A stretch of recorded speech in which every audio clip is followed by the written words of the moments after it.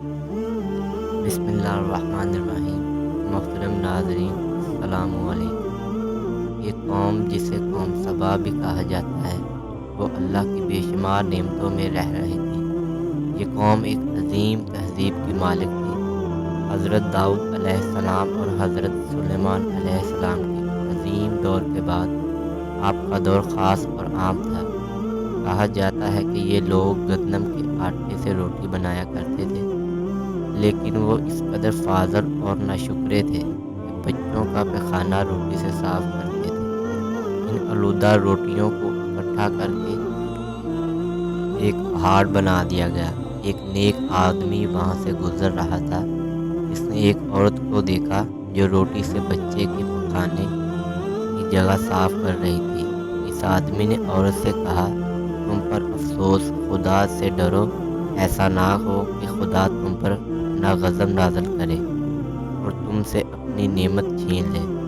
عورت نے جواب میں طعنہ دیا اور تکبر سے کہا، یہاں سے چلے جاؤ، تم مجھے بھوک سے ڈرا رہے ہو۔ جب تک سرسری رہے گی مجھے بھوک کا کوئی خوف نہیں۔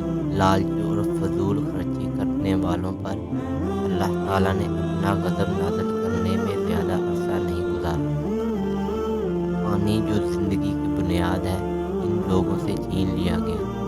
قحط آ گیا۔ بات یہاں تک پہنچ گئی کہ ان کا ذخیرہ کیا ہوا سارا کھانا ختم ہو گیا۔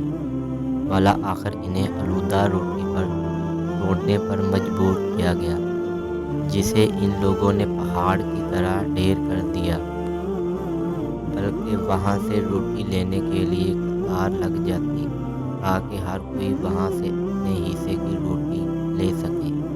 کفار کی برکات، قحط اور ان کے مصائب کے بارے میں متعدد روایات ہیں۔ سورہ نحل کی آیت 112 اور 113 میں کہا گیا ہے، اللہ تعالیٰ نے اس گاؤں کی مثال بھی بیان فرمائی ہے جو محفوظ اور مطمئن تھا۔ ہر طرف سے اس کا رزق باقاعدگی سے آ رہا تھا، لیکن اس قریہ کی باشندوں نے اللہ کی نعمتوں کو جھٹلایا۔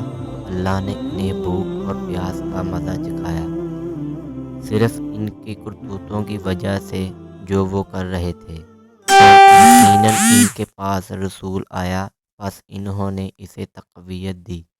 پھر ان پر عذاب آیا کہ وہ سب ظالم تھے۔ انہی قوم سبا کے بارے میں ایک اور قصہ ہے کہ ان لوگوں نے بلق کے دو پہاڑوں کے درمیان پانی ذخیرہ کرنے کے لیے ایک بہت بڑا ڈیم بنایا تھا تاکہ اپنی زراعت کو بہتر طریقے سے کاشت کر سکیں۔ سوراخوں اور دوسرے پہاڑوں سے گزرنے والا پانی اس ڈیم میں آتا تھا اور وافر مقدار میں جمع ہو جاتا تھا۔ قوم سبا نے اس پانی کا صحیح استعمال کرتے ہوئے وسیع و عریض باغات لگائے اور زراعت میں خوشحالی لائی۔ ان باغوں کے درختوں کی شاخیں اتنے پھلوں سے لدی ہوئی تھیں، کہا جاتا ہے کہ اگر کوئی شخص سر پر ٹوکری لے کر ان کے نیچے سے گزرے تو پھل خود بخود ٹوکری میں گرنا شروع ہو جائیں گے اور کچھ ہی عرصے میں ٹوکری تازہ پھلوں سے بھر جائے گی۔ اس قوم کے بہت سے گاؤں تھے جو بہت گنجان آباد اور ایک دوسرے سے جڑے ہوئے تھے، لیکن شکر گزاری کے بجائے نعمتوں کے فراوانی نے انہیں چکرا کر غافل کر دیا، یہاں تک کہ ان کے درمیان ایک بہت بڑا طبقاتی نظام وجود میں آ چکا تھا۔ ان میں طاقتور لوگوں نے کمزور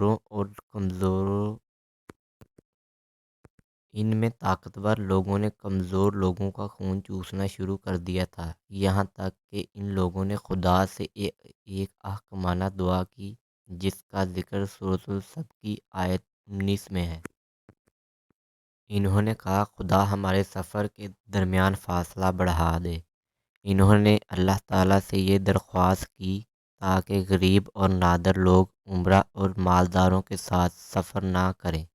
ان کی خواہش تھی کہ آبادیوں کے درمیان خشک سالی ہو اور فاصلہ بہت زیادہ رہے تاکہ غریب اور کم آمدنی والے لوگ سفر نہ کر سکیں۔